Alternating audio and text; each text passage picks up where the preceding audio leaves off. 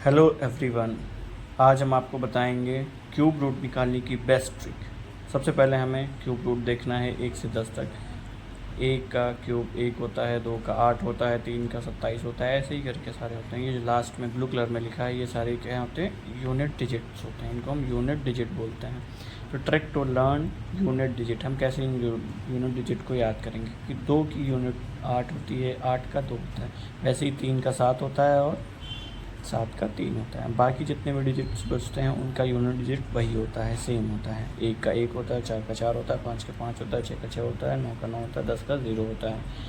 For example, अब एक example से हम आपको दिखाएंगे कैसे हम क्यूब रूट निकाल सकते हैं ईज़िली इस यूनिट डिजिट के यूज़ करके।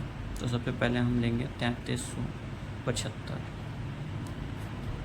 इसका हम क्यूब रूट निकालेंगे। तो हम पहले राइट हैंड से 3 3 का पेयर बनाएंगे। तो ये 3 का पेयर पहला बना, तो ये 5 की यूनिट डिजिट क्या होती है? 5 होती है, सेम ही होती है। अब बचा 3। अब 3 को ये देखना है कि किसके क्यूब के बीच में आएगा, 1 या 8 के बीच में आएगा।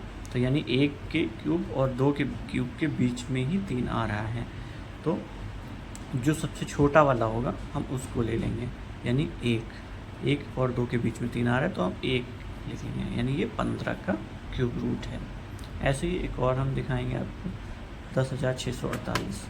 अब हम देखेंगे इसमें फिर से पेयर बनाएंगे 3 का पेयर बना के अब ये देखना है। अब इसमें हम देखना है कि 8 का यूनिट डिजिट क्या होता है। मैंने बताया सिर्फ 2 ही आपको यूनिट डिजिट याद करनी, 8 और 3 का। 8 का यूनिट डिजिट 2 होता है और 3 का 7 होता है। तो इसमें क्या लिख लेंगे? 2 लिख लेंगे। अब ये 2 जो बचा 10, अब 10 को ये देखना है कि किसके बीच, किस क्यूब के बीच में ये 10 आएगा। तो 2 और 3 के क्यूब के बीच में ही 10 आ रहा है।